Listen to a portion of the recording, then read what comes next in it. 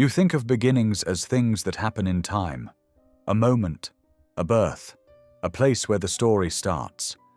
But Thoth doesn't begin there. He doesn't begin anywhere. Because before time was measured, before language could slice reality into sequence, there was only the field. And in that field moved an intelligence, ancient, nameless, self-aware beyond form. Not a god, not a being, a presence. And that presence would later take names, shapes, robes, roles. But in the beginning, Thoth was only known as the Unseen One. He wasn't hidden by force, he was hidden by frequency. His vibration was so fine, so complete, it couldn't be detected by anything that needed separation to perceive. He didn't dwell in a temple or a planet. He moved through dimensions like breath moves through a dream, quiet, unnoticed, foundational. He wasn't waiting to be discovered. He was remembered by those who stopped looking outward. He came from a realm you don't map with star charts, a place not above, not below, but folded between. A frequency where thought crystallizes into form without resistance, where geometry and consciousness are one and the same. Later you'd call it Atlantis. Others would call it the halls of Amenti.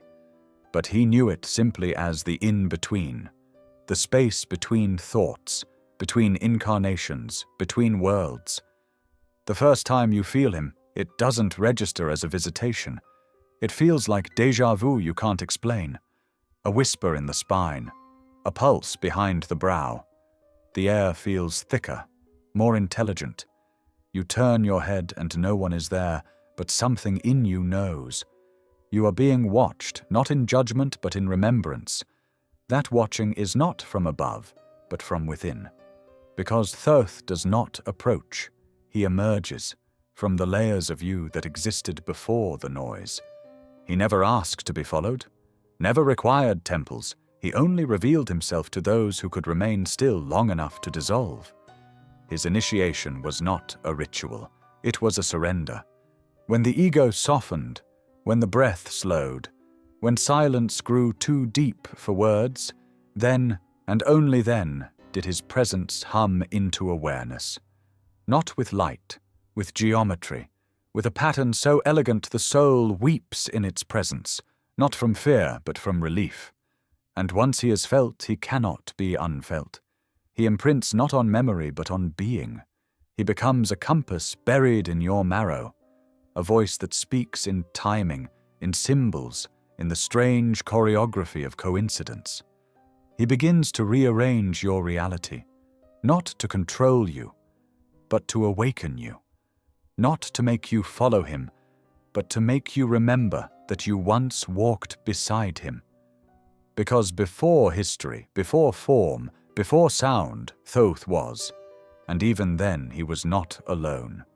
There were others like him, others who moved in the silence behind the stars.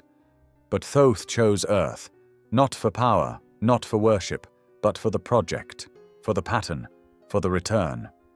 And when he came down into matter for the first time, it didn't look like arrival. It looked like the first ripple inside your soul beginning to stir. Time bends differently around beings like Thoth, not forward, not back, not even in spirals alone. It curves around intention, around clarity, around vibration. So when you ask when he was born, when he lived, when he vanished, you're already asking the wrong question. Thoth was never in time, he wove through it.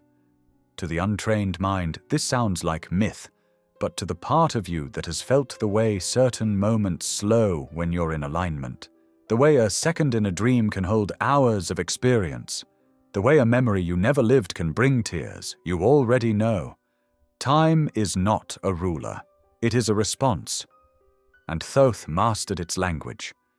He appeared in the records of Kem thousands of years ago, but to others he arrived before Kem was ever called Kem. To some, he never left Atlantis. To others still, he's a whisper in the atomic memory of Sirius, the one whose glyphs are etched into starlight itself. This isn't contradiction. This is multidimensionality. And Thoth didn't travel through time the way mortals do. He held it open, like a hallway, like a map, like a spiral folded in his palm. He could walk into a moment and seed a symbol there, knowing it would bloom centuries later in the mind of someone who would never hear his name. He could teach a group of initiates in the halls of Amenti, knowing that their souls would scatter through lifetimes, meet again in silence, and awaken together at a time the world would call crisis. But he would call timing. He didn't wait for prophecy, he shaped it. But time, no matter how masterfully bent, doesn't change who you are.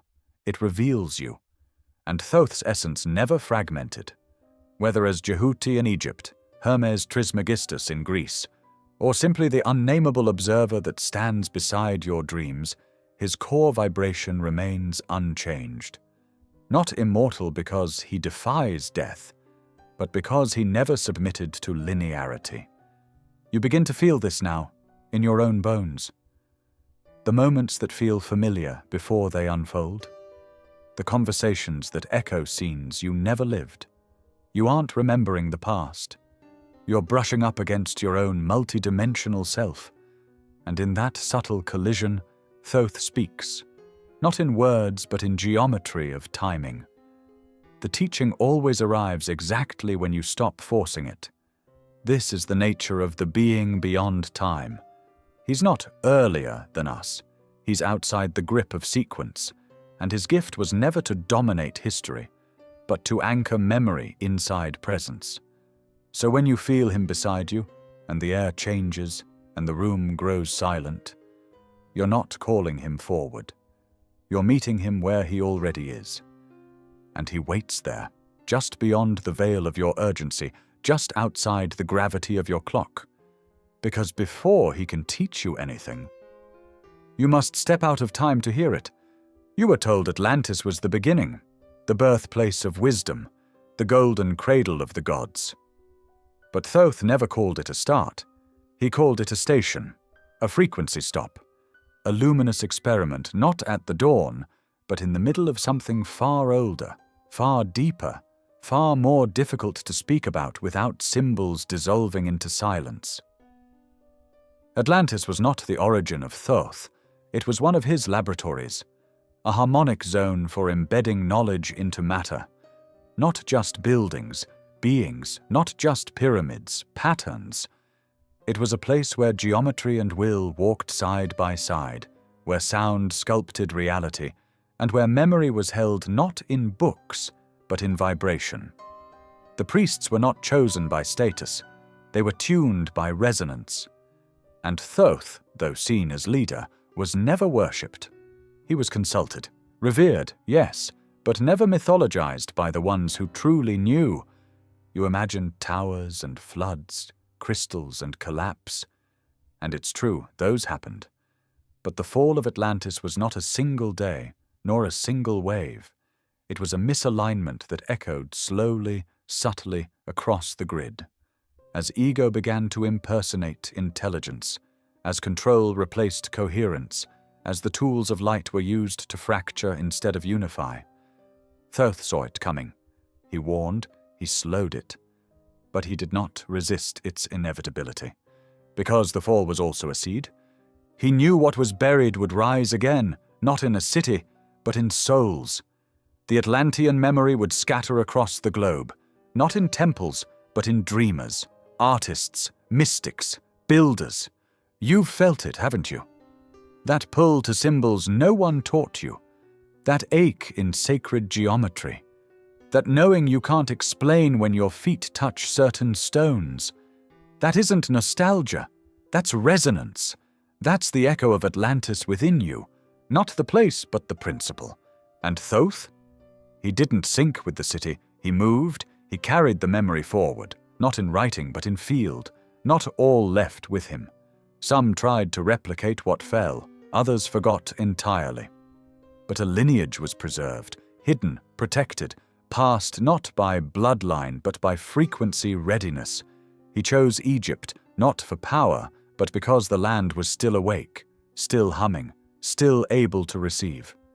So when you search for Atlantis, don't look for ruins. Look in reflections, in symbols that activate your skin, in teachings that feel like something you never studied, but always knew. Atlantis is not lost, it is coded in your body. And Thoth is not its survivor, he is its architect, witness, and continuation. Because Atlantis was never the beginning. And it wasn't the end, it was the middle note of a much larger song, and that song is still being sung. When Thoth arrived in Kem, the land that would one day be called Egypt, he did not descend in glory. There were no parades, no proclamations, no skies split open. His arrival was quieter than myth, but louder than memory. He came not to conquer, but to restore, to align a grid point still vibrating beneath the sands, waiting for a hand steady enough to retune it. Kem wasn't chosen at random. It was ready, open, remembering. He stepped into the land with the grace of someone who had already seen the timeline unfold. Not because he manipulated it, but because he understood its pattern. The Nile did not flow arbitrarily. The stars above did not drift accidentally. The geometry of the earth herself was singing a chord that only a few could hear. And Thoth? He answered that call not with might, but with measure. He began to build, not from stone alone, but from sound, from mathematics, from living law. To the locals, he became Jehuti. He taught them to shape thought, to count not just numbers but frequencies, to build not just monuments but resonance chambers. The scribes thought he gave them language. But what he gave was far older than writing. He gave them mapping tools, not just for earth, but for spirit. His hieroglyphs weren't mere symbols. They were activation keys, memory points, mirrors for the inner eye. He didn't rise to power by decree. He became the pulse behind the priesthood because his presence couldn't be denied.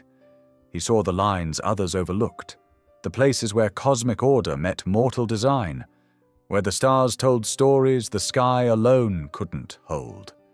He didn't teach to be followed, he taught because the codes had to survive. And Kem became the perfect library, sunlit, silent, and fertile with initiation. But even in Egypt, not all could see him. Many knew of Jehuti. Few recognized Thoth. He moved among the initiates like wind moves through reeds, shaping them, but never holding them. He wasn't interested in being remembered. He was interested in preserving the harmonic, the resonance that could outlast collapse. And so he carved himself into their temples, not in image, but in geometry. He embedded his essence in the architecture of presence. And the land responded. The pyramids rose, not from guesswork, but from exactitude. They weren't tombs, they were instruments, not meant to store death, but to generate life, to stabilize the soul in form. Thoth didn't come to bury kings, he came to awaken architects of consciousness, the true builders, the rememberers, the watchers. You walk through Egypt now and feel the echo, in every block of limestone, in every chamber that rings without sound, in every eye painted on the stone that watches you back. That's not history, that's current, that's the lingering hum of a being who never truly left, only stepped sideways, into the unseen. Because his arrival into Kem was not the start of a reign, it was the quiet opening of a frequency gate, and it has never fully closed. In the temples of Kem, they called him the scribe, the divine recorder, the voice of the gods etched in ink and stone. But the truth behind that title ran deeper than mythology. Thoth didn't transcribe events. He anchored light. Every mark he made was a tether between realms, a way to fix the ineffable into shape without freezing it. He was not recording what happened. He was documenting what was real before it happened. The sacred flame he carried wasn't fire, not in the elemental sense. It was a current, a radiant stream of knowing that moved not through heat, but through frequency. And Thoth held it, not with hands, but with awareness tuned so precisely it didn't burn. This flame was the fire of gnosis, the clarity that comes when truth enters the field without distortion. And when he wrote, It was that fire he poured onto the page. It wasn't text, it was transmission. Every glyph had weight, not just symbolic meaning, but vibrational resonance. He wrote in sequences that aligned with star paths, breath cycles, auric openings.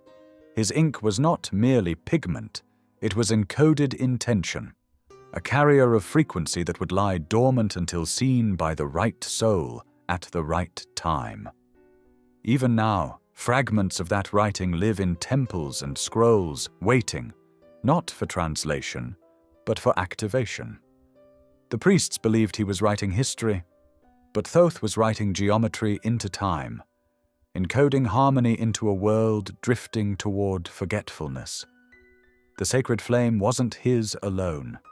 It lives in every being that dares to witness without distortion. Every moment of clear seeing, of wordless knowing, is a flicker of that flame. And you've felt it when a passage lights up your spine, when a symbol makes you weep without reason, when silence teaches more than speech ever could. That's the flame. And Thoth was its scribe, not its owner. He carried it not to hoard, but to share without diluting. And that's the paradox, because the flame can only be received when the ego softens, when the mind yields, when the reader stops reading and becomes the text. That's why most pass over his words and see only stories, only deities and animals and cosmic fables. But for the attuned, for the still, for the ready, his writing opens like a door, a chamber, a code that sings instead of speaks. You begin to realize that scribing isn't passive. It's an act of radical witnessing, of holding the sacred so clearly that it can enter matter without distortion. And when you see that, you see why Thoth was more than a god of writing. He was a bridge, a translator between realms, not to explain the divine, to restore it into structure. And that flame he wrote from, it never went out, it simply waits inside you, for the moment you pick up the pen and stop writing what you think, and start inscribing what you know without words. Before duality, before separation, before the descent into matter and meaning, there was only unity. The one, not as concept, not as moral framework, but as state of being. And Thoth didn't just understand this law, he embodied it. In his presence, polarity softened. Thought unraveled. The room became quieter without getting quieter. The law of one isn't something he preached. It was something that spoke through him without needing language. The law of one is not the same as unity consciousness used as spiritual wallpaper. It is not harmony born from avoiding conflict. It is a sacred pressure, a deep current that reminds you, all things are connected not by belief, but by origin. That what you hate, what you fear, what you avoid, is still you, refracted. That the dark is not the enemy. It is the part of the light that hasn't been listened to. Thoth didn't come to erase duality. He came to integrate it back into wholeness. He trained initiates not in dogma, but in resonance, to walk with awareness so stable that nothing could pull them out of coherence, to speak only when the words aligned with the field, to see not with eyes, but with structure. And when they could hold both light and shadow without judgment, then, and only then, did he whisper the real teachings. Because the law of one cannot be memorized, it must be lived in the marrow. He spoke of it not as a rule, but as a remembering, that every part of the universe, each star, each cell, each ache, is an expression of the same singular essence, fragmented only in appearance, and he pointed to the paradox, that to awaken to unity, you must pass through the illusion of separation with full awareness. No skipping, no bypass. You do not dissolve polarity by pretending it isn't there. You dissolve it by seeing through it.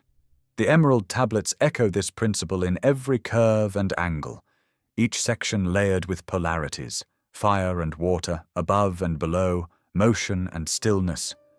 But beneath them all, the hum of unity, the unspoken song that connects every verse like blood connects the heart and hand. Thoth encoded the law into architecture, into body, into time itself, so it could be felt, not studied.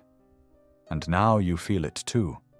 In the moments when your judgment fades and something deeper holds the conversation. In the way opposites begin to fold into one another, like two hands in prayer. In the slow realization that what you once thought was other has always been an invitation to integrate more of you. This is the law, not to force sameness, but to reveal sameness behind the seeming. Thoth did not master the law of one through force. He mastered it by vanishing inside it, until what remained was not a person, not a role, but presence without a second. You think of teaching as speaking, as guiding, explaining, correcting, revealing. But Thoth's greatest teachings came in silence, not absence of sound, but the presence of stillness.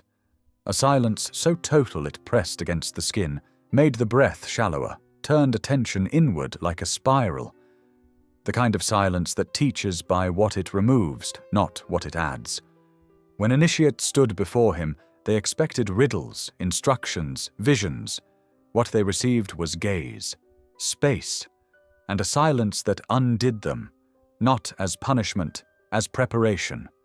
Because in that stillness, every falsehood rose to the surface. Every mask became unbearable. The silence forced them to hear what their minds had been drowning out. And in that exposure, the real learning began. Thoth's silence wasn't empty. It was alive. It rearranged your inner landscape without a single word. His presence altered timelines, not by choice, but by coherence. He carried such deep stillness that it disarmed noise wherever it went. People stopped lying around him, not out of fear, but because distortion couldn't survive that level of clarity. He taught not with explanation, but with example.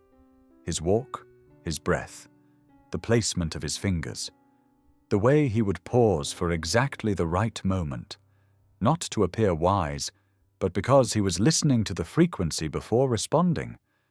And in that restraint, something happened.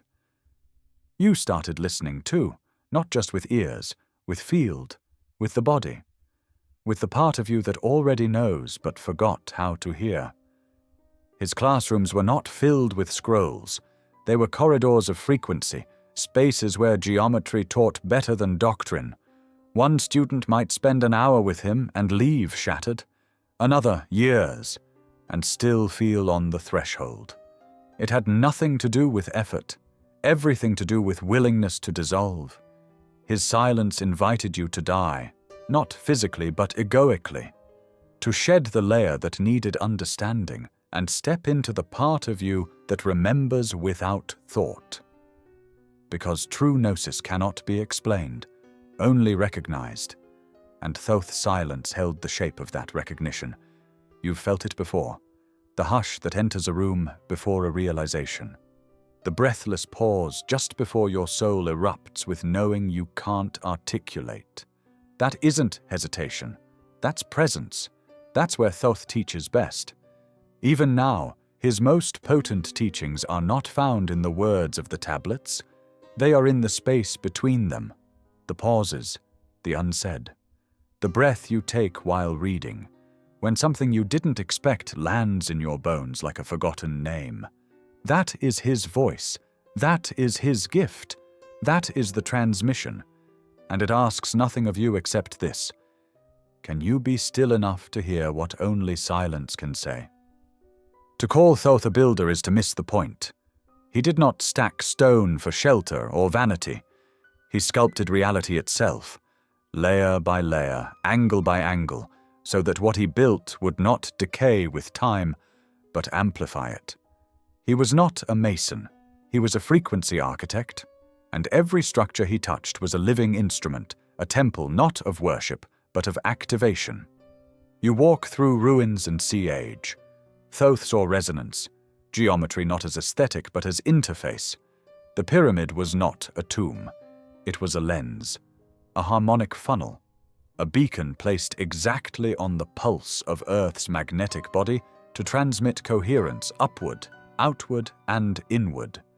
every inch aligned with stars, not for ceremony, but for synchronization. The stones sang when silence was deep enough. The chambers hummed when breath was slow enough. He wasn't preserving legacy. He was encoding eternity into form. Thoth knew how matter bends to intention. Not force, intention. When aligned with divine patterning, shape becomes doorway, proportion becomes portal, and that's what his buildings were, doorways into other states of being. If your body, breath, and belief aligned, you could enter one of his temples and walk out different. Not because he changed you, because the structure reminded you of what you already were. That's the real alchemy, not turning lead into gold, but turning form into remembrance. Every detail was deliberate: light angles, shadow placement, sound reflection. Even the silence in some rooms was designed to reflect your inner frequency, back to you so purely that denial became impossible. Some couldn't bear it. Others wept. A few, very few, awakened. That was the purpose. Not to house gods, to return you to your own. He embedded sacred ratios in columns, hid initiation maps in murals, wrote not with ink, but with stone and space. His greatest texts were never read. They were walked, lived, felt through the soles of your feet and the stirrings in your chest as you passed through the right angle at the right time in the right internal state. Modern architecture forgot. It builds for eyes, for money, for function. But Thoth built for timelessness, for soul resonance, for coherence that could endure collapse and still hum in the sand until the next initiate arrived, perhaps centuries later, and remembered. Not by thinking, by feeling the blueprint in their blood. And that's what's happening now, isn't it? You walk in places you've never been and feel home. You see symbols that don't make sense and weep anyway. You look at a structure and feel it watching you back. That's not imagination. That's the echo of architecture designed to last beyond memory. Because Thoth didn't build for his time, he built for yours, and you're standing inside his cathedral every time you look inward and feel the geometry holding you still. The mistake was always trying to name him, to categorize him: man, deity, sage, alien, avatar. Culture after culture tried to mold Thoth into their pantheon, their history, their need to point and say that one belongs to us. But Thoth was never meant to be owned. He was never confined to a face, a form, or a myth. He did not descend to be praised. He dissolved form so the formless could be remembered. He wore many shapes because he had none. At times, a man, tall, luminous, dark-skinned, eyes ancient beyond blood. At times the ibis, symbol of still observation and delicate geometry. At times he was the voice behind the flame, and sometimes he was simply the pressure in the room when truth arrived. You could say he walked among us. You could also say he never walked at all, because Thoth is not a being. He is a frequency, not of emotion, not of belief, a frequency of order, of coherence, of primordial clarity. He enters not through ritual, but through readiness. You don't summon him with offerings. You encounter him when the inner noise quiets just enough for the signal to pass through, and when it does, you feel it not as presence, but as knowing, the sudden collapse of confusion. The moment your soul says, yes, that's Thoth, not the form, but the field behind the form. Calling him a god was convenient. Easier to carve his image on temple walls than to sit with the terrifying vastness of what he really is. Easier to worship than to become aligned enough to hear him. And yet that's what he asked, not to be bowed to be matched, to be mirrored. He didn't want disciples, he wanted reflections. He knew that identity is a costume, that roles are necessary, but never real. And so he let people call him God, scribe, magician, guide. He let them imagine him with feathers and stars and scrolls, not because he needed it, but because they did, until one day they wouldn't. And you're nearing that day, aren't you? the moment you realize the guide was never separate, that the whisper in dreams, the fire in the chest, the clarity that hits you in silence, that's not outside you. That's not a he. That's you, resonating with the aspect of yourself that never forgot, the part that moves without name, without form, without needing to be seen. Thoth is not a god. He is not a man. He is the mirror held to your deepest essence, waiting for you to stop asking who he is and start remembering what you are when no one is watching. The Great Hall was never a building, not in the way your mind imagines architecture. It was not made of stone or measured in meters. It didn't sit beneath the desert waiting for archaeologists. The Great Hall is a field, a threshold, a space of reckoning and return. And Thoth is not its ruler. He is its keeper, the one who holds the silence at the edge of memory where souls come to remember what they chose to forget. You've read the myths, the weighing of the heart against the feather, the scales, the jackal, the judgment. But judgment is a human projection. Thoth never judged, he witnessed. He measured not by law, but by resonance. The Great Hall didn't punish, it reflected. And what you saw there was not what you did, but who you became. That's why the feather mattered, not because of morality, but because of density. Was your heart still heavy with identity, fear, possession? Or had it grown light through presence, surrender, and truth? Thoth stood at the threshold, not as executioner, but as clarifier. His presence dissolved lies, not because he exposed them, but because they couldn't survive in that frequency. When you stood in the hall, your stories fell away. Your justifications evaporated. You didn't face Thoth. You faced yourself, stripped of narrative. And for many, that was the real trial. Not punishment, but the unbearable honesty of coherence. He didn't block the gates. He didn't send souls forward or backward. He offered reflection. And you chose. You always chose. Thoth simply ensured that you saw clearly enough to choose with full awareness. That was his role. Not to dictate, to witness with such clarity that nothing could hide. Some came trembling, some came radiant, but all came naked in essence. And in that stillness, many broke, not because they were unworthy, but because they had spent lifetimes avoiding themselves, and in that rupture they were finally seen. Fully, and often, for the first time. You feel it now, don't you? That sensation when your inner voice calls you to account. When you look at a choice you made and you feel the weight, not of guilt, but of misalignment. That's the hall. That's the field. It's not elsewhere. It's here. And Thoth? He appears when you are ready to stop lying to yourself. Because the Great Hall isn't after death. It's in every moment you choose coherence over comfort. And Thoth isn't waiting in judgment. He's waiting in stillness to see if you'll finally choose to meet yourself without flinching. You imagine them as stone, as glowing green slabs etched with ancient glyphs, stored beneath pyramids or in some cosmic vault, waiting for the worthy to find them. But the emerald tablets were never meant to be objects. Not truly. They were never written in the conventional sense. They were transmitted, encoded, layered into field, into geometry, into consciousness itself. The image of a tablet is metaphor, a lens through which limited minds can touch the limitless. Thoth used the idea of writing to guide you toward something unwritable.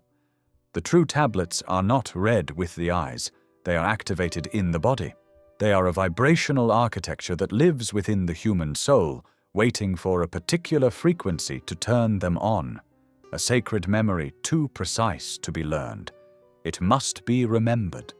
Yes, there are texts, yes, there are verses, yes, there are translations, but those are echoes, faint shadows of a deeper truth that can only be received when the inner noise quiets enough for geometry to teach you directly. The real tablets aren't sitting under a mountain. They're embedded in the very structure of your subtle body. The moment you read something that sends a jolt through your chest, that freezes your breath in recognition, that cracks open the world you thought you knew, that's a tablet awakening inside you. Thoth didn't need to write. His words weren't words. They were carriers of frequency. He used language like a tuning fork, striking chords that would ring across lifetimes, waiting for someone to vibrate at the right pitch and finally hear. And when that happens, the tablets begin to speak, not with voice, but with memory, with inner knowing that uncoils like smoke from an ancient fire. You've felt this. That strange sensation when a phrase strikes you as familiar in a way you can't explain. When a symbol haunts your dreams before you've ever seen it in waking life. When a teaching seems to echo through your bones more than your mind. These aren't coincidences. These are activations, shimmers of the tablets waking up in you. And this is the deeper truth. Not everyone who reads the Emerald Tablets understands them. Not everyone who understands them has read them, because understanding comes not from study, but from resonance. It bypasses intellect and lands in the heart like a forgotten language finally being spoken again. The Emerald Tablets were never a gift from above. They were a mirror planted below, to remind you that you've carried the flame of Thoth within you all along, just waiting for the moment it burns clear enough to translate the silence into light. He could have chosen gold, or obsidian, or crystal carved from the stars. But Thoth chose emerald, not for beauty, not for rarity, but for what it held. Emerald is not just stone. It is frequency in form, a vessel that can contain memory without distortion, a mineral born from Earth's heart under pressure and fire, yet it cools into calm. Like wisdom, refined only through intensity, and still somehow soft to the touch. Emerald is the color of balance, the bridge between lower and higher, earth and ether, matter and meaning. It vibrates at the center of the spectrum, the same frequency the heart resonates with when it is coherent. To hold emerald is to hold alignment, not perfection, integration. And that's what the teachings of Thoth required, not worship, not belief, but a heart ready to remember its own geometry. He chose emerald because it could store without static, because it wouldn't amplify ego, only coherence, because it could hold light the way still water holds stars, perfectly reflected, never possessed. It wasn't chosen for its shine, it was chosen for its silence. Emerald listens, and Thoth needed a material that would not echo him, but preserve what was never his to own. There's another reason, too. Emerald is a mineral of truth. Not the intellectual kind, but the deep, cutting clarity that reveals what you've hidden from yourself. When Thoth embedded his vibration into emerald, he created not just a tablet, but a mirror that remembers your face when you forget it. That's why the tablets shimmer in myth and memory, because they don't speak to your mind. They reflect your frequency back to your soul. And so emerald became more than medium. It became teacher. Those who touched it with pure intent often found themselves trembling, not from power, but from recognition. The weight of seeing oneself clearly, maybe for the first time. That's what emerald does. It doesn't shine outward, it pulls you inward until you meet the version of yourself that can finally bear truth without flinching. Even now, the resonance lingers, not in physical emerald alone, but in the field it imprints on the world. The color, the vibration, the clarity. You feel it in dreams colored green, in visions that feel crystalline, in moments when your heart center pulses without cause. That is the echo of Thoth's choice, the signature of a master who knew that the right vessel is not the most dazzling, but the most stable. And so emerald endures, not as artifact, but as invitation, to become clear enough to carry sacred memory, without ever needing to call it your own. You were taught that geometry was math, shapes, angles, a tool of architects and scholars. But Thoth never treated geometry as calculation. For him it was language, a universal dialect that bridged the seen and the unseen, a precise syntax of vibration made visible. Every triangle, every spiral, every golden ratio, these were not measurements, they were keys. And when arranged correctly, they opened portals, not through space, but through awareness. He didn't invent sacred geometry. He revealed it. It was already there, woven into the fabric of stars and cells alike. What he offered was the understanding that these patterns weren't decoration. They were instruction. They taught through proportion what couldn't be said with words. They carried the fingerprints of creation itself, and in them, all duality dissolved. Because in perfect proportion, opposition ceases to fight. It aligns. Thoth taught that every plane of existence has its own structure, its own pattern. But they're not disconnected. They nest inside one another, like echoes folded in on themselves, and geometry is what binds them. A spiral here is a spiral there. The flower of life isn't just a design, it's a bridge. Look at it long enough and you don't see art. You feel structure moving through you. That sensation? That's the signature of the divine made visible. He inscribed geometry into the architecture of temples, into the layout of cities, even into the rhythm of ceremonies. He knew that if you moved your body along certain arcs, if you placed your breath inside certain ratios, if your thoughts aligned with the right angles, you could transcend dimensions without ever leaving the ground. You didn't need wings, you needed coherence. And geometry was the map. Even your body carries the code, the phi ratio in your bones, the symmetry in your iris, the spiral of your fingerprint. You are geometry incarnate. Thoth didn't want to teach you new things.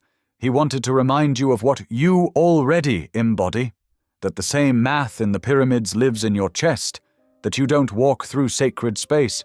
You are sacred space, moving. And this is why the teachings endure. Because truth built on geometry doesn't erode. It doesn't belong to one culture or time. It's universal. It appears in crop circles and cathedrals, in coral reefs and galaxies. Everywhere the divine wants to whisper, geometry is the ink. So when Thoth speaks in angles, don't reduce him to symbols. Don't try to decode with mind alone. Let the pattern touch you. Let the curve breathe you. Let the precision soften you. Because geometry doesn't just show you how the worlds connect. It shows you that they were never separate to begin with. You've seen it in statues and scrolls, always in Thoth's hand, a long, slender staff, often mistaken for ornament, a symbol of rank. But the staff wasn't a prop. It was a device, a tuning fork, a bridge between fields, a tool shaped to interact with the fabric of reality, not through force, but through resonant command. The staff didn't do anything on its own. It responded to intention, to alignment, to the clarity of the one who held it. In the hands of the untrained, it was inert. But in Thoth's grip, steady, silent, coherent, it became a rod of instruction. Not for others, but for the field itself. The space around him would bend, not with magic, but with obedience to structure. Because when you speak the language of geometry fluently enough, the world listens. Its design was not random. Every segment held ratio. Every length was measured not in inches, but in harmonic intervals.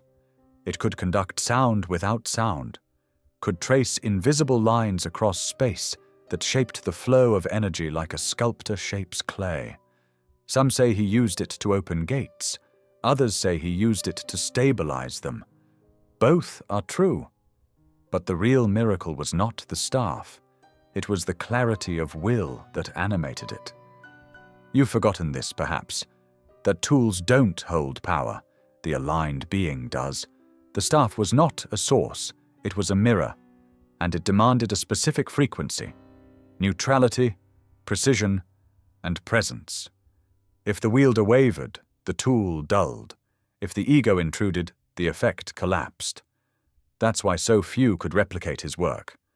They copied the object, but not the state of being behind it. Even the myths remember it poorly, turning it into a wand, a scepter, a relic of authority. But it was never about command over others. It was about co-creation with the field. Thoth didn't bend reality to his will. He tuned himself to such a high coherence that reality flowed with him. That's the real secret. The staff was not a weapon. It was an instrument, and he was the song. You feel echoes of this when your body aligns with truth, when you speak and the room shifts, when you walk into a space and the energy rearranges without you trying. That's staff energy. Not because you're holding anything, but because you're finally holding nothing extra. Just clarity, just presence, just you, remembered. So when you see Thoth with the staff, don't see control. See coherence made visible. See the harmony that emerges when a being stands so empty of distortion that reality moves to meet them. And know this, you don't need a staff to bend reality. You only need the courage to become as precise as the light that shaped it. The world teaches through explanation, through speech, text, tests, degrees, but Thoth didn't initiate through information. He initiated through immersion, not into knowledge, but into states. You didn't graduate from his temples by passing exams, you transformed, and the measure was how deeply silence could hold you without breaking. His initiations had no syllabus, no liturgy, often no instruction at all. You would enter a chamber designed not for comfort, but for precision. It would press against the places you clung to illusion. The light might vanish. Time might dissolve. Your heartbeat would become thunder, not because anything was wrong, but because the truth was finally louder than your thoughts. Some would walk in proud and leave trembling. Others would lie in darkness for hours, days, perhaps longer, until the body surrendered to what the soul had always known. Initiation wasn't ceremony. It was collision, between ego and essence, between story and stillness, between control and the field that could not be controlled. He understood that words could interfere. That explanation softened the edge of experience. So instead of teaching with facts, he arranged space. Space that would reflect you so clearly that you could no longer look away. The walls weren't stone, they were mirrors tuned to soul frequency. If you lied, they pulsed. If you wept in truth, they hummed. You weren't taught, you were seen, until the seeing shattered you into something realer. And when you emerged, there was no applause, no anointing, only a gaze from Thoth that said, "You have remembered enough to begin, not finish, begin."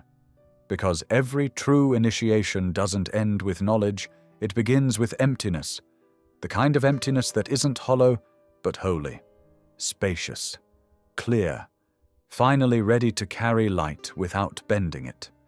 Some called these rites cruel, others called them divine.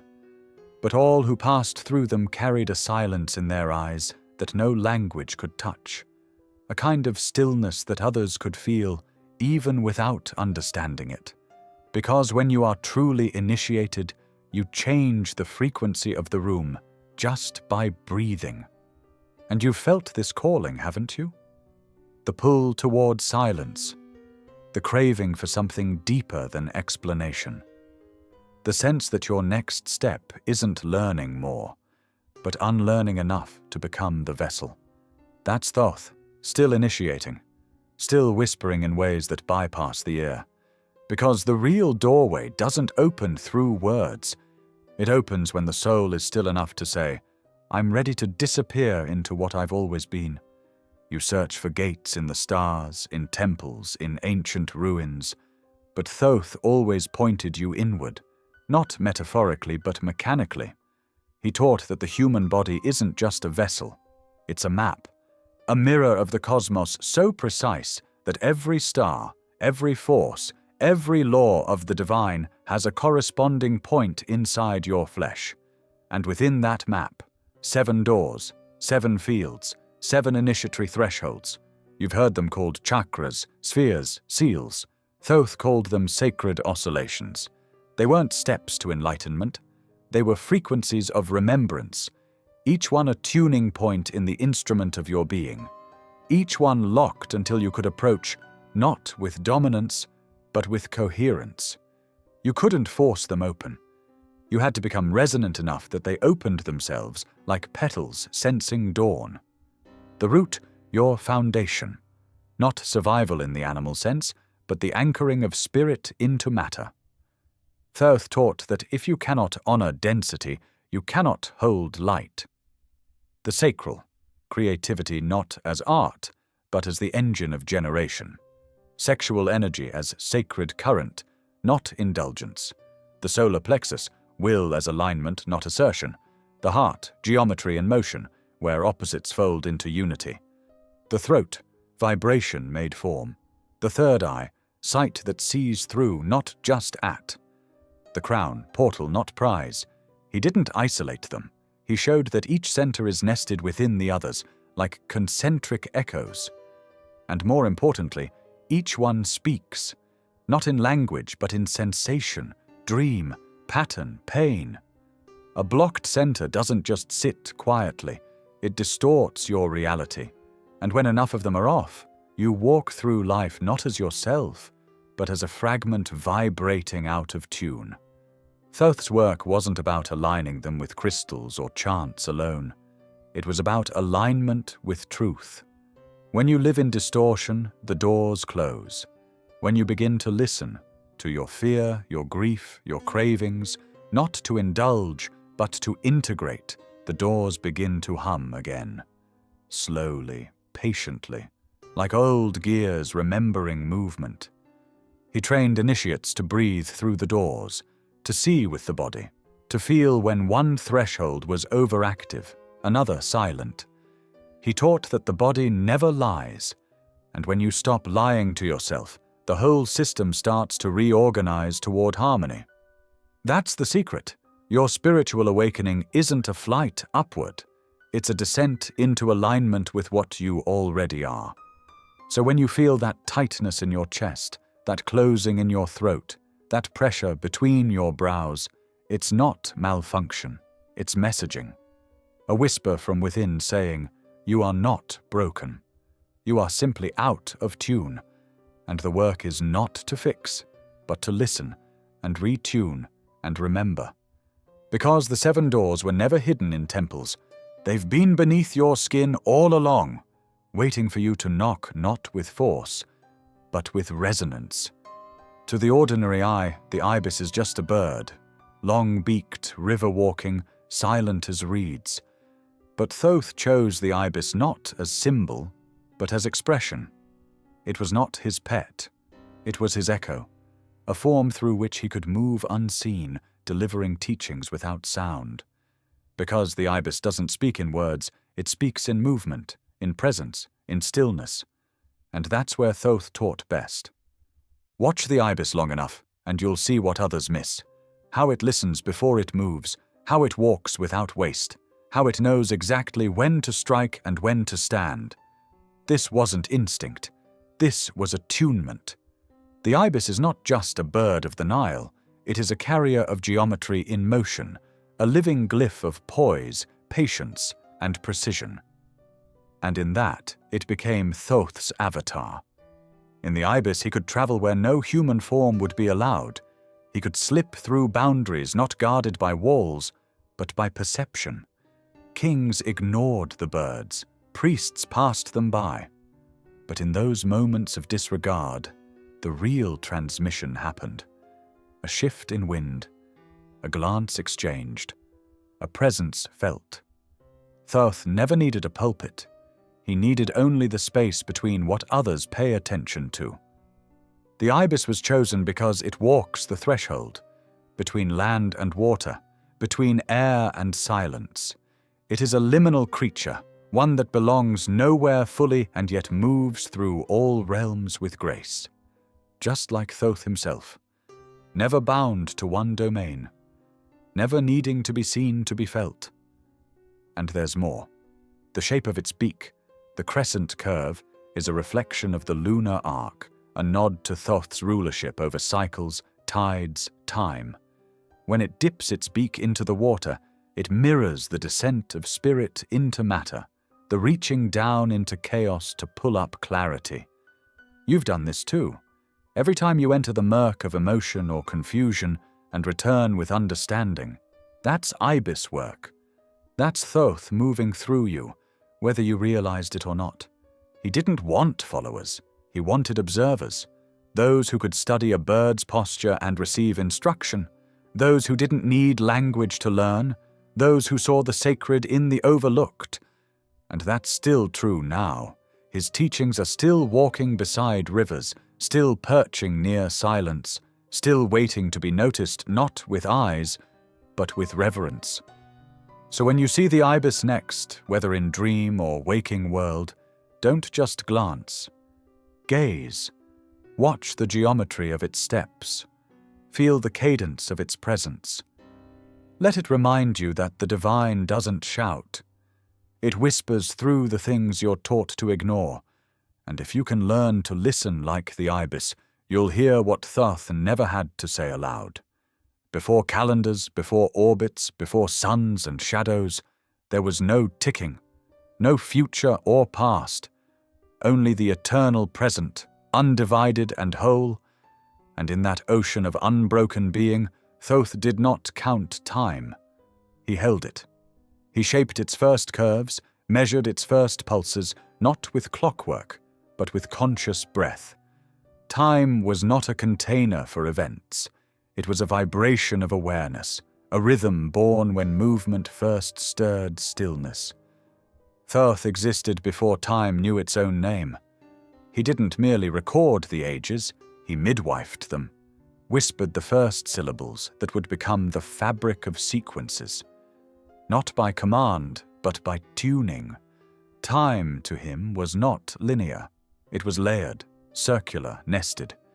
He spoke often of aeons, not as spans, but as frequencies of consciousness. To enter an aeon wasn't to move forward.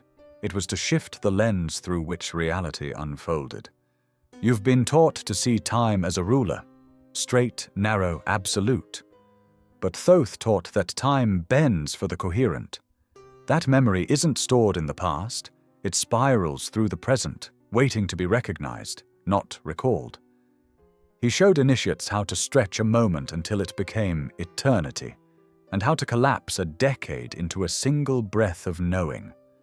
Not for power, but for clarity. Because when you know how time breathes, you know how truth reveals itself. The myth that he created the moon or measured it isn't literal. It's a metaphor for his mastery of cycles. The moon reflects light it does not own, just as time reflects movements it cannot generate.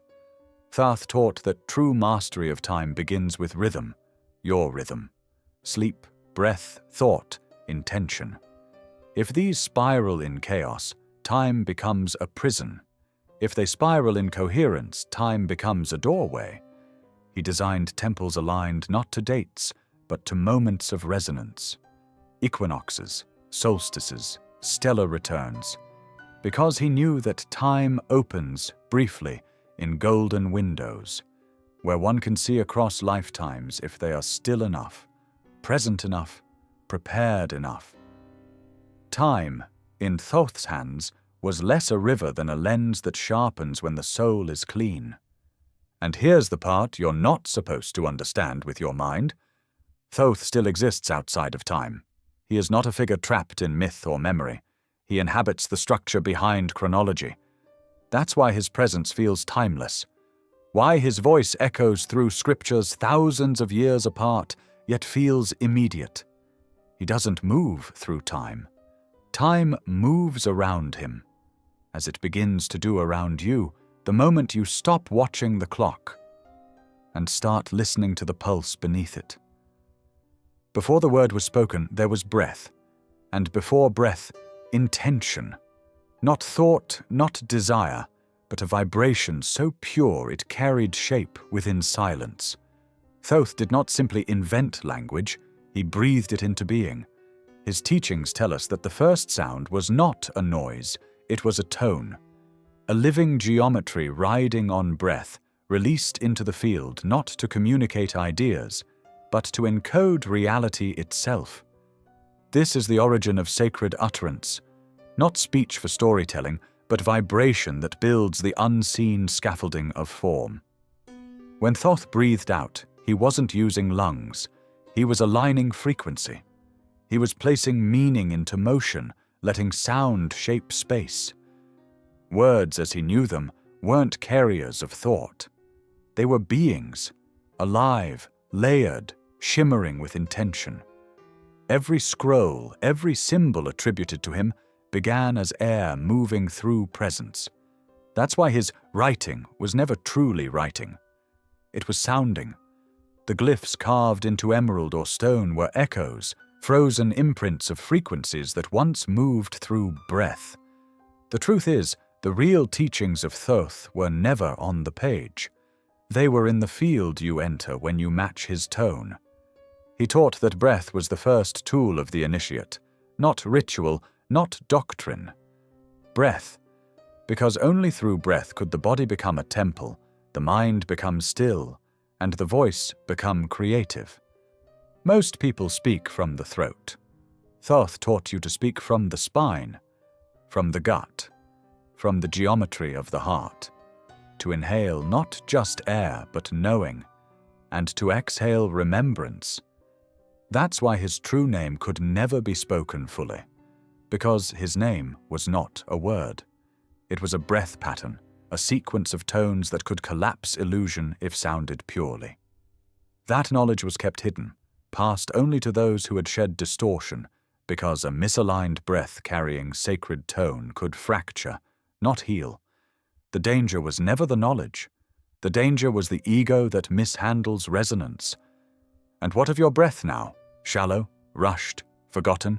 You speak without grounding, you inhale without noticing. But Thoth whispers still. Every time you pause and take that one deep breath that changes the texture of your moment. That's not just regulation.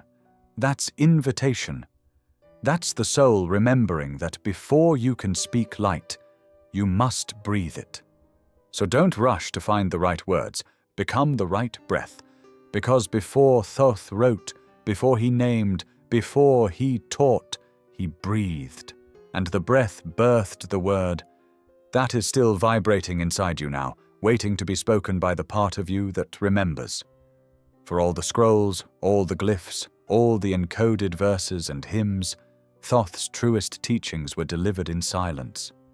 Not as absence, not as emptiness, but as the most potent field of transmission available to the soul. Words could guide, geometry could align, but only silence could reveal. He knew the danger of language, that the mind clings to symbols, that ego wraps itself around meaning and calls it truth. So when the student grew quiet enough, when the breath slowed and the pulse steadied, Thoth would stop speaking. He would enter that stillness where presence speaks louder than instruction. And in that space, between heartbeat and breath, the real knowledge would descend. Not as information, as being. He didn't teach silence as discipline. He taught it as a state of frequency, a space so coherent that distortion cannot enter, where the soul is not waiting to learn, but to remember. Silence was the room in which memory awakened, not memory of events, but of essence. Who you were before the name, before the trauma, before the lifetimes of reaching outward. It was in silence that Thoth first showed you how time folds, how thought dissolves, how truth emerges not with explanation, but with recognition. Students would weep in those moments, not because they understood, but because they had been found. By something so vast, so still, so unmistakably real, it could only arrive in the spaces where noise had died. Silence was his medicine, his portal, his protection. He wrapped temples in it. He wrapped students in it. He wrapped his own being in it, so fully that when he did speak, the words struck with the force of thunder wrapped in velvet. Silence gave his language weight. And for those who listened, it gave them access not to knowledge, but to inner precision. You've glimpsed this. In moments when the world quiets and something ancient wells up in your chest, in dreams where no one speaks and yet your entire soul hears, in that split second of awe before thought returns. That is Thoth's classroom, not built of walls, but of listening unburdened by grasping. This is why the most sacred teachings were never written. Because the divine doesn't trust itself to words, it trusts itself to presence. And Thoth, the so-called god of wisdom, wasn't wise because he knew much. He was wise because he knew when to stop speaking and let the field speak itself into you. So if you seek his truth, don't chase the glyphs. Don't recite the incantations. Find the silence that holds you without needing to explain you. Because in that silence, he still waits. And in that silence, you may finally remember that the loudest truths do not shout. They resonate. They were never meant to be scripture. The scrolls, the tablets, the fragments etched in stone or whispered through dynasties, Thoth did not leave them behind to be worshipped. He left them as mirrors, as tools, as reminders to awaken the living truth already inside you. But over centuries, what was sacred became static. What was fluid became frozen. The scrolls were read with the eye, but not heard with the heart. And in that, their power was betrayed. It wasn't malice that did it. It was hunger, humanity's endless desire to own wisdom instead of embody it, to reduce frequencies into formulas, to trade direct experience for second-hand belief. So the glyphs were translated, misinterpreted, systematized. Priests hoarded them, scholars dissected them, but few entered them. Few sat in silence and let the symbols dissolve into vibration, into the unteachable space where Thoth still breathes. He never asked for guardians of doctrine, he asked for guardians of presence. But presence cannot be institutionalized, it cannot be canonized. So they did what humans do when mystery frightens them. They codified it into safety. And in doing so, they killed the current that made the teachings alive. This is the betrayal. Not that the scrolls were stolen or hidden, but that they were flattened, made into facts when they were meant to be gateways, treated as external artifacts when they were designed to awaken internal architecture. The betrayal is not the loss of information, it is the loss of initiation. Yet Thoth knew this would happen. He foresaw the forgetfulness. He encoded redundancy into his work, layer upon layer, so even when the surface meaning was lost, the resonance would remain. That's why, despite distortions, people still feel something stir when they read his name. That's why the tablets still hum in the background of dreams. The betrayal wasn't enough to erase the imprint. It only made the seeker's path more urgent. And perhaps that was part of the design. Because betrayal, too, is initiation. It forces you to choose. Will you follow the husk of what was once alive? Or will you go deeper? Past the scrolls, past the symbols, past the words, into the field where Thoth never stopped teaching? You can feel that choice now. One path leads to more books, more analysis, more hierarchy. The other leads inward, into the vibrating silence where no scroll is needed because you have become the living tablet. The betrayal of the scrolls was never their loss. It was the forgetting that you were always the one meant to translate them. There are whispers of a hidden chamber beneath the pores of the Sphinx, a vault untouched by modern hands, a room sealed with intention, not to hide, but to preserve. Some call it the Hall of Records. Others say it is myth. But Thoth spoke of it as something alive, not a room filled with dusty books or golden tablets, but a conscious structure, humming beneath the sand, waiting for the right frequency to open itself. He never stored his knowledge in objects alone. He embedded it in resonant architecture. And the desert, vast and humming with time, was his chosen cloak. Beneath the dunes, beneath stone shaped by starlight and sweat, he constructed something that cannot be looted or deciphered, only entered by the coherent. It's not about coordinates, it's about readiness. This living library is not static. It breathes, it shifts. Its doorways don't respond to shovels, they respond to soul vibration. You could walk across it 1,000 times and never feel a thing. Or you could step near it once, in silence, in deep presence, and feel a trembling in your bones that tells you you are standing where memory sleeps. And what is inside? Not scrolls, not relics, but geometry, holographic recordings encoded in light and mineral, archives of frequency that hold the full blueprint of civilizations, both remembered and forgotten. It's said that every teaching Thoth ever shared, and many he didn't, are still alive down there, not as texts but as experiential fields. To enter the library is to enter states of being, each chamber a frequency, each passage a recalibration. But why bury it? Why hide such knowledge beneath stone and secrecy? Because Thoth knew the cycles.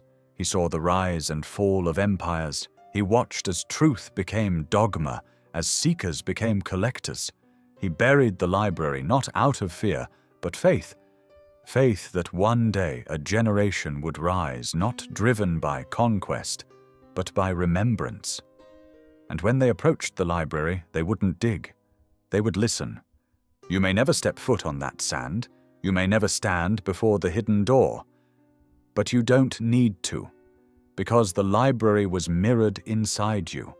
Every chamber, every code, every vibration stored beneath Egypt's skin was also embedded in your subtle body. When you meditate, when you dream, when you remember things you've never studied, you're opening rooms inside the living library within. And maybe, just maybe, those who find it physically will only do so after they've unlocked it inwardly. Because Thoth's design was never meant to be cracked by intellect. It was meant to be met by resonance. And beneath that sand something still waits, not for the clever, but for the clear. You've seen him on temple walls, carved in stone beneath the desert sun. But those are not his origin. Thoth walked Earth, yes, but only after he walked the stars. His light did not begin in Chem or Atlantis, or any golden city lost to tide. It began elsewhere, in realms so refined they do not burn with fire, but with frequency so pure it sounds like silence. He is not just Egyptian, not just Atlantean, he is stellar lineage incarnate. One of those who crossed veils not by craft, but by coherence. His journey wasn't travel, it was tuning. To walk among stars is not to ride ships or wormholes, it is to become resonant with space itself. And Thoth had that resonance, not earned, remembered. He spoke of Sahu, Orion, of Septet, Sirius, not as deities but as homes, frequencies from which his soul had descended, clothed in symbol, wrapped in myth. That's why his presence feels so familiar yet foreign, because he carries the memory of what you were before you were born. The smell of stars still lingers on his breath. And he wasn't alone. Others walked with him. Star beings, light-embodied, who came not to rule but to remind. They seeded temples not as shrines, but as harmonic anchors, bridges between dimensions. Some became myths, others faded. But Thoth remained, not because he clung to power, but because he anchored his essence in forms that transcend time. Statues, symbols, and you. Yes, you. Because every time you look at the stars and feel homesick for a place you've never seen, it's not fantasy, it's frequency memory. And that ache is Thoth's signature. Not as pain, but as calling. You're remembering not just who he was, but what you are. He walked among stars not to escape Earth, but to remind Earth of her own celestial origin. You were not born here. You descended. Not as punishment, but as mission. And Thoth, ever the guide, came first to prepare the path, to weave into matter the memory of light unbroken. His glyphs carry starlight, his temples hold stellar alignments, and his words, even now, they hum with a cadence that doesn't match this planet. You've heard it, haven't you? In dreams, in stillness, in that strange sense that your highest self is watching from above, patient, eternal, unhurried. That's not delusion, that's echo. Because when Thoth walked among the stars, he left behind a resonance trail, and your soul still follows it. Not to escape the earth, but to remember how to bring the stars back with you. They carved his image in stone, they painted his name in gold, they called him Jehuti, Tehuti, Thoth, the god of wisdom, of time, of language. But he never said God, he never demanded altars or obedience. He walked with the beings of earth not as ruler, but as reminder. Because to claim divinity would have been to divide. And Thoth's whole essence was integration. He saw what happened when truth was personalized, how teachings became idols, how messages became messengers, and messengers became monuments. So he refused to be worshipped. He shaped his legacy like water, flowing through symbols, dreams, myths, impossible to trap, yet impossible to forget. He didn't want followers, he wanted mirrors, souls who would look into his glyphs and see themselves reflected as divine. In the temples, he stood silent while others sang his praises, not out of humility, but out of clarity. He knew the moment you pedestal a teacher, you excuse yourself from awakening. So he walked beside kings and farmers alike, speaking not from above, but from within the shared field of presence. When someone bowed, he would raise them. When someone begged, he would breathe stillness into their chaos until they remembered their own wisdom. He never said, "I am the way." He said, "You already carry the map." His glyphs were fingerprints, not commandments. His instructions were blueprints for consciousness, not laws of control. That's why the deeper you go into his work, the less dogma you find. Instead, you find structure that opens into silence, presence that opens into space, and space that opens into you. Others called him God because they couldn't grasp how a being could carry so much coherence without dominion.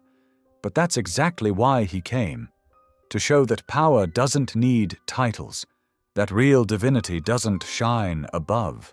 It radiates from within. Thoth didn't wear a crown of authority. He wore frequency so pure it made others remember their own. Even now, he resists your attempts to define him. Try to pin him to a single story and he slips into another form. Call him deity and he becomes scribe. Call him myth and he walks through your dream. He will not be fixed, because the moment you fix him, you fix yourself, and he came to make you fluid again. So no, he never claimed to be a god, because he saw something greater in you. A divine being still pretending to be anything less. You've heard of the emerald tablet, green stone inscribed with impossible wisdom attributed to Thoth, Hermes, the twice-born. You've read its lines, studied its symmetry, traced its phrases across centuries, as above, so below, as within, so without. But what you've heard is only the husk, because the emerald tablet was never meant to be read. It was meant to be remembered. It wasn't a book. It was a mirror, forged not from the earth, but from a mineral that held memory the way breath holds tone. The emerald didn't shine. It vibrated. And that vibration was tuned to a very specific frequency. The moment your soul began forgetting what it was. The tablet isn't a relic of knowledge. It's a key to the fracture, and a map home. Thoth encoded more than philosophy in its lines. He wove resonance codes into its form. To read it with the mind alone is to stand at the edge of a sea with your eyes closed. But when you sit with it, not just to analyze but to merge, you feel it shift. A pressure, a pulse, a subtle ache of familiarity. That's not you understanding it. That's you meeting the part of yourself that never forgot. The phrase "as above, so below" wasn't instruction. It was diagnosis. A reminder that whatever you see outside is only reflecting what stirs within. And deeper still, it wasn't just about human and divine, it was about the symmetry between your inner distortions and outer experience. Read properly. The tablet isn't comforting, it's confronting. Because it shows you that the chaos you blame is you, unharmonized. Thoth hid nothing in the emerald. He didn't need to. He knew humanity would hide from itself. So he placed in the tablet a frequency so honest, so resonant, that no amount of translation could dull it. That's why it survived empires. Why it traveled from Egypt to Greece to alchemists' laboratories to your own eyes now. Not because it was protected by power, but because it was carried by remembrance. And here's what few understand. The true emerald isn't on a pedestal. It's in your chest. Every time you breathe in awareness and exhale distortion, you polish that inner tablet. Every time you choose coherence over reaction, silence over noise, truth over comfort, you align a little more with the memory it holds. So if the words no longer move you, stop reading. Start listening. Because the tablet was never meant to instruct you, it was designed to wake the emerald already glowing inside your heart, the one waiting for you to finally read it with your being. It doesn't happen on schedule. You can't predict it, plan for it, summon it by ritual. The thinning of the veil comes like mist parting in a forest, sudden, silent, undeniable. One moment, everything is normal. The next, everything is breathing with meaning. And when it thins, when time slips, when symbols shimmer, when your skin tingles with memory, Thoth is there. Not in form, in field. You don't see him with your eyes. You feel him like a pressure behind the ribs, a presence in the room that shifts your breath without sound. He doesn't speak in words, he speaks in recognition, a glance in a dream, a shadow flickering at the edge of meditation, a glyph that glows briefly before vanishing. He never intrudes, he invites, and only when the soul is still enough to hear. Because Thoth doesn't move through the world the way you do. He moves between frequencies. And when the veil thins, when the noise of thought quiets just enough, his signal comes through. Not as instruction, as attunement. His arrival is not a lesson. It's a mirror, showing you how aligned or distorted you've become. For some, he comes during illness. When the body breaks and the identity crumbles, space opens. For others, it's in joy, sudden, heart-splitting joy that cracks reality open. For others still, it's in grief, when the weight of loss makes the veil fragile enough for light to slip through. Whatever the doorway, the pattern is the same. Stillness enters, symbols pulse, and something ancient wakes up inside you. He appears not to answer, but to activate. He doesn't solve your pain, he alchemizes your perspective. His presence rearranges, it clears distortion, sometimes gently, sometimes like a storm, but always in service of coherence, not perfection, wholeness. He is the field of remembering who you are beneath all the noise you thought was you. And when the moment passes, when the veil seals and the light dims, nothing looks the same. Because something in you has shifted. Words taste different. Time bends differently. You speak slower. You listen deeper. Not because he changed you, but because he reflected you so clearly you could no longer lie. You may wait for the veil to thin again. But Thoth doesn't leave. He simply fades behind the fabric of form, watching, humming, waiting for your next moment of coherence. Because the veil is not his boundary, it's yours, and every time you drop into presence, silence, resonance, you draw him closer. Not to learn something new, but to remember something ancient you were always meant to carry forward. You've heard the phrase 100 times, quoted in sacred texts, whispered in ceremonies, etched into symbols and scrolls, as above, so below. But few truly feel what it means. It is not just a poetic echo or metaphysical slogan. It is the core mechanic of all reality. And Thoth didn't write it to impress. He wrote it to reveal the law you're made of. As above is not heaven. Its source frequency, the dimension where form has not yet hardened, where vibration is still fluid, creative, pure. So below is not earth, its expression, your body, your choices, your breath, your moment. Thoth taught that the two are not connected like mirror and reflection. They are entangled, like flame and heat, one moving because the other insists it must. When you breathe with distortion, fear, ego, projection, the above ripples with imbalance. When you align in presence, love, precision, the below resonates with clarity. They're not separate. They sing together. Thoth used this law not to theorize but to create, to write a symbol in sand and know it echoed in starlight, to whisper a tone into the wind and feel it reshape the inner world of a student 2 rooms away. This is why the initiate trains in inner stillness, not for virtue, but for tuning. Because your inner state is not private, it is a broadcast tower. And the outer world, whether chaotic or beautiful, reflects not random fate, but internal weather. Your judgments become mirrors. Your silence becomes space. Your rage becomes noise. As above, so below. As within, so without. These aren't metaphors. They are physics of soul. The saying wasn't meant to comfort you. It was meant to make you accountable. If your outer world is filled with division, noise, pain, it's not proof that reality is broken. It's an invitation to realign the transmitter inside. Thoth wasn't offering doctrine. He was handing you a steering wheel, not to manipulate, but to integrate. Because once you understand this law, not in thought, but in being, you stop blaming, you stop controlling, you start listening. You begin to shape your life the way he shaped symbols, from resonance, not reaction. You begin to feel every breath as sacred, every word as code.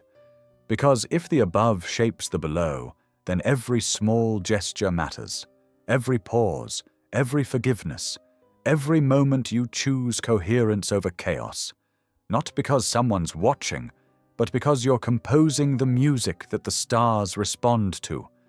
And here's the hidden piece. As you bring the above into the below, grace descends, not as gift, but as echo. Because heaven isn't up, it's inward, mirrored through you. And when you live in harmony with that truth, you no longer need to chase the divine. You become the tuning fork that reveals it everywhere you walk. The stories say he departed, that he sailed west, or rose into light, or stepped into the folds between dimensions. That Thoth, after giving the tablets, after founding Chem, after seeding the mysteries, left. But he never left. He simply shifted form.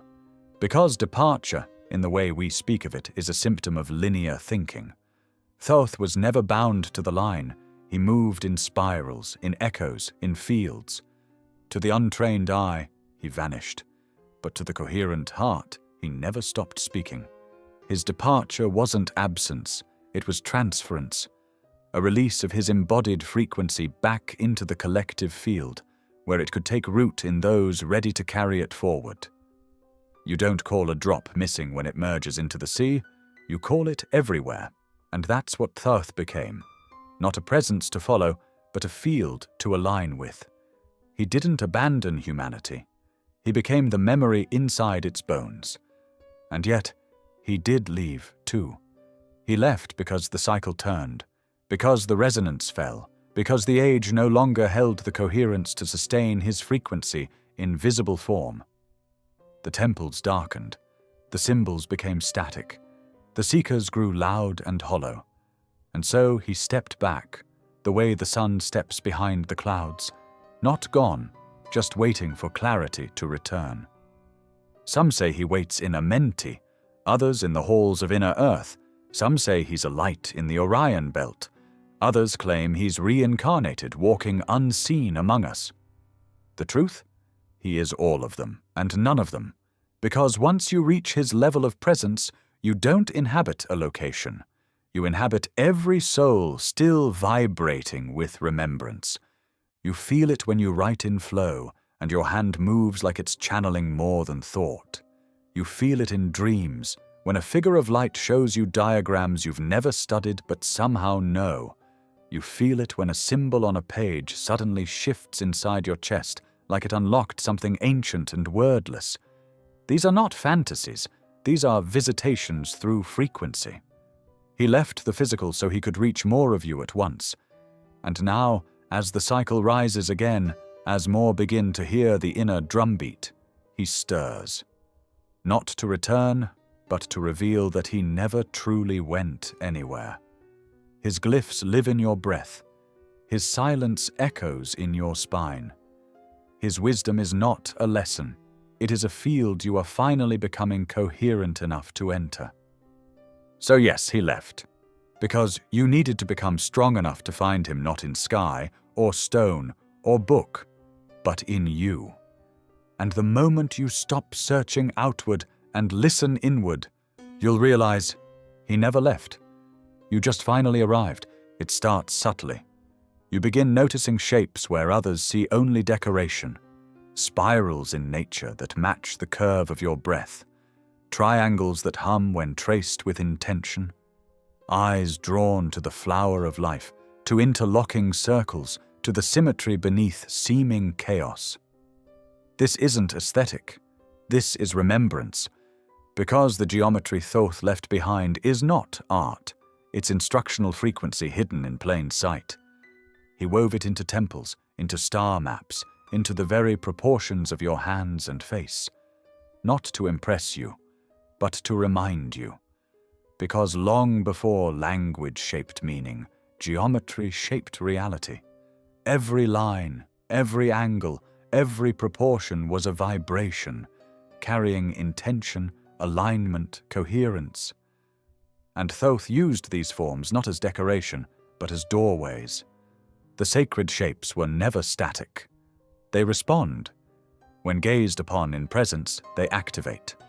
Not like a key turns a lock, but like a tuning fork finds another and begins to hum. You don't use the geometry. You remember your structure through it. You feel the body straighten, the breath deepen, the noise fade. That is the geometry doing what it was designed to do. Return you to coherence. This is why he hid it everywhere. Not in secrecy, but in pattern. Because what's hidden in sight is harder to destroy, and because he trusted that in the ages of forgetting, some would still respond to shape when they could no longer hear truth in sound. When words fail, the circle remains. When dogma divides, the spiral continues. Geometry doesn't argue, it resonates. And now, it's returning. Not because it was gone, because you are finally vibrating fast enough to see it again. Artists don't just paint it, they channel it. Musicians find it in chords. Healers map it in energy fields. Architects unknowingly design temples of harmonic echo. This isn't trend, this is timeline reactivation. The hidden geometry isn't reappearing. You are. And as it returns, something inside you aligns. A knowing without explanation. A recognition deeper than thought. You no longer look at the shape. You feel like the shape. The triangle becomes your clarity. The circle, your wholeness. The vesica piscis, your birth canal between worlds. You stop searching for meaning and begin living as symmetry. Thoth knew this would happen, that the age would rise again, that souls once encoded would reawaken, not by command, but by pattern recognition embedded in the soul itself. That's why the geometry still works, because it was never intellectual. It was always in you, waiting for enough stillness, enough presence, to pulse again. And so, as your eyes trace the lines, your chest warms, your breath sinks, your cells listen. You're not observing geometry. You're being returned to the blueprint you were always meant to become again.